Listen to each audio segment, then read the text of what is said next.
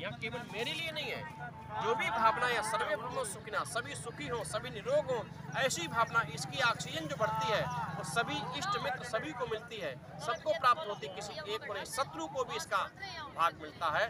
हम भोजन खिलाएंगे तो 1 को मिलेगा, 2 को मिलेगा, 10 को मिलेगा, 20 को मिलेगा, लेकिन ये असीमित लोगों को इसकी ऑक्सीजन प्राप्त होती है। आप कहेंगे कैसे सिद्ध करिए? अग्नि में जलाया हुआ पदार्थ कोई भी नष्ट नहीं होता, केवल रूप परिवर्तन होता है। जैसे आपने लकड़ी जलाई, लकड़ी से आग बनी, आग से राख बनी, और राख को फिर मिट्टी में डाल देंगे, फिर ऊर्जा का रूप ले लेंगे। सूक्ष्म रूप परिवर्तन इसका हो जाता है। जैसे आपने मिर्च जलाई, मृत तो जल गई, लेकिन उसकी शक्ति काय परिवर्तन हो गई, एक ऊर्जा परिवर्तन हो गई। आप 10-20 मिर्च खा लीजिए, पड़ोस में बैठे हुए व्यक्ति को नहीं लगेगा आपने मिर्च खाई, और अग्नि 1 मिर्च जला दीजिए, पास पड़ोस के लोगों को पता लग जाएगा। इसका हजारों गुना जो है सूर्य की किरणों के माध्यम से भेदन होकर के हजारों गुना इसका भाग बढ़ जाता है, और वायुमंडल के माध्यम से अंतरिक्ष पहुंचता है, सूर्य किरणों में देवलोक पहुंचता है, और पृथ्वी लोक पे है, तीनों लोकों में इसका भार पहुंचता है। सत्र में तो जितनी परिधि में जाएगा वो सबको, सबसे बड़ा भंडारा भी है, परोपकार का भी काम है। इसलिए यज्ञ वही विष्णु भी है, यज्ञ लक्ष्मी के भी आवाहन का एक माध्यम है। हम चाहते हैं तो यज्ञ करें। प्रकृति का संवर्धन भी है, इससे प्रकृति में प्रदूषण नष्ट होता है और पर्यावरण शुद्ध होता है। आप प्रकृति को जो देंगे वही प्रकृति आपको देगी। हम पर्यावरण को शुद्ध अशुद्ध कर रहे नहीं कर रहे, प्रत्येक व्यक्ति पर्यावरण शुद्ध कर रहा है। हम मलमूत्र सुबह छोड़ते ना छोड़ते, उससे पर्यावरण अशुद्ध होता नहीं होता। हम कपड़े धोते, अशुद्ध होता, जल को अशुद्ध करते, सारी अशुद्धियां हम फैला रहे हैं, तो उसकी शुद्धि करने का भी काम किसका है? हमारा ही है। अगर हम नहीं करेंगे तो प्रकृति का ऋण हमारे ऊपर चढ़ रहा है। हमें पेड़ लगाने चाहिए, हमें यज्ञ करना चाहिए, यही प्रकृति का विशेष रूप से शुद्धिकरण है।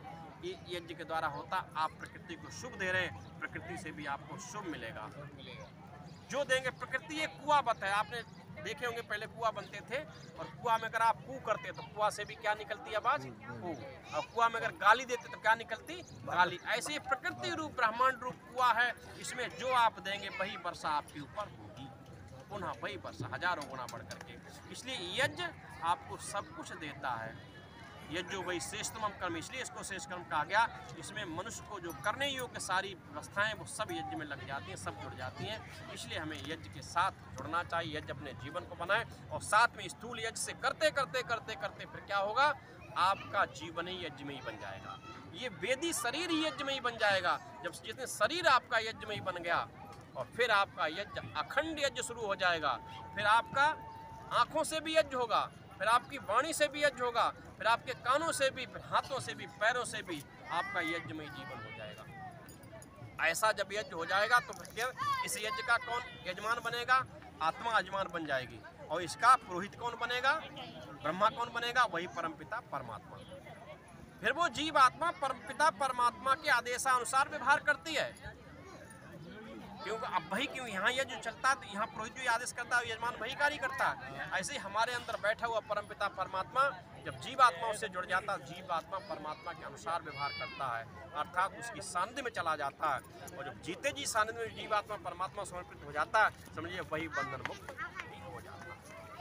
इसलिए हमारा जीवन जब यज्ञमयी बन जाए, हमारी शरीर की वेदी यज्ञमयी बन जाए, इसमें अभक्ष पदार्थ भी कोई भी नहीं आएगा। जब वेदी बन जाएगी तो फिर वही चढ़ाएंगे जो यज्ञ में चढ़ता है, वही इसमें चढ़ाएंगे। ऐसा नहीं चढ़ाएंगे इसमें नहीं चढ़ेगा, फिर वही चढ़ाएंगे जो मंदिर में चढ़ता है, वही इसमें चढ़ाएंगे। ऐसा नहीं जो मंदिर में चढ़ता है वहीं चढ़ाएंगे। अभी क्या हो रहा है? जब तक हमारा ये यज्ञ नहीं, ये वेदी यज्ञ नहीं बनती, तब तक क्या कर रहे हैं हम भगवान की पूजा खूब करते हैं, मंदिर में पूजा करते हैं, मंदिर बनवाते भी हैं, मंदिर खूब पूजा करें, मंदिर खूब साफ सुंदर किया है, पूजा करके निचुब है काउन पुड़िया डाल दी मुँह में, किसी ने बीड़ी सुल्फा लिया, किसी ने अपने अपने कभी कभी पाइप भी लगा लिया। क्या है ये? अच्छा, मैं विचार कर पूछना चाहता हूँ, क्या मंदिर में बीड़ी कोई बैठ के पीता है? नहीं पीता ना। क्यों नहीं पीता? क्यों? ठीक चीज़ नहीं है, वो पूजा में लाने लायक चीज़ें हैं। क्या मंदिर में कोई पुड़िया बैठ खा सकता है? नहीं, क्योंकि दूषित है। क्या मंदिर में कोई शराब बैठ के पी सकता है? मंदिर में कोई मांस बैठ खा सकता है? क्यों? अगर ऐसा करोगे तो आपको लोग दूसरे लोग दंडित करेंगे और कहेंगे तू दुष्ट है ना, इसमें तो बैठ खा रहा है, क्योंकि वो अपवित्र चीज़ है। मंदिर पवित्र चीज़ है। और मैं पूछना चाहता हूँ, वो ईंटों का मंदिर हमने बनाया है, हम उसको दोबारा साफ कर सकते हैं, दोबारा उससे अच्छा निर्माण करा सकते हैं, लेकिन ये मंदिर किसने बनाया? हमने। क्या इसकी कोई कीमत दी आपने? हाँ जी, फ्री दिया ना। और उस मंदिर में हो सकता है वो परमात्मा ना हो, तुम्हारा लाया वो परमात्मा उपस्थित है उसमें, किसी ने बनाया था। इसमें वो साक्षात ब्रह्म बैठा हुआ है स्वयं, आपको भी बैठा दिया, इसमें व्यवहार भी कर रहा है। वो ब्रह्म व्यवहार नहीं कर रहा है, लेकिन ये ब्रह्म व्यवहार कर रहा है। दो प्रकार के इसमें व्यवहार हो रही, एक ऐच्छिक क्रिया, एक अनैच्छिक क्रिया।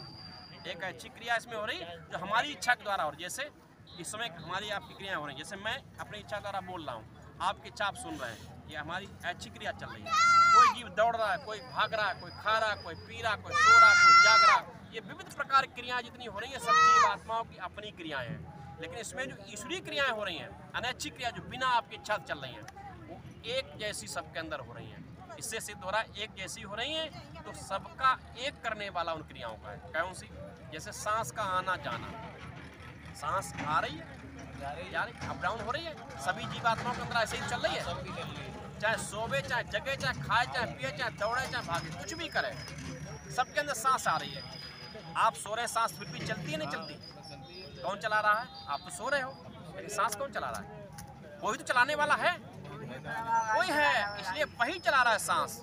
आपके अंदर बैठा तभी चला रहा है, क्योंकि बिना करता कोई क्रिया होती नहीं। आप सो गए, आप तो गाढ़ निद्रा में सो गए, और सोना मृत कहते हैं लोग बराबर का है। फिर भी किसी ने आवाज दी, आपको जगाने का कार्य किसने किया? प्रेरित किसने किया? आत्मा को जाग करके किसने प्रेरित किया? उसी परमात्मा ने प्रेरित किया। आपको सोते हुए जगाया, आप सोते हुए बोध कराया, तुम्हें कोई बुला रहा है, उठो बेटे, अरे हमें कोई बुला रहा है, किसने बोध कराया? आपने भोजन किया, आपकी इच्छा के ऊपर क्या किया क्या नहीं किया, लेकिन भोजन पचाने का कार्य कौन कर रहा है?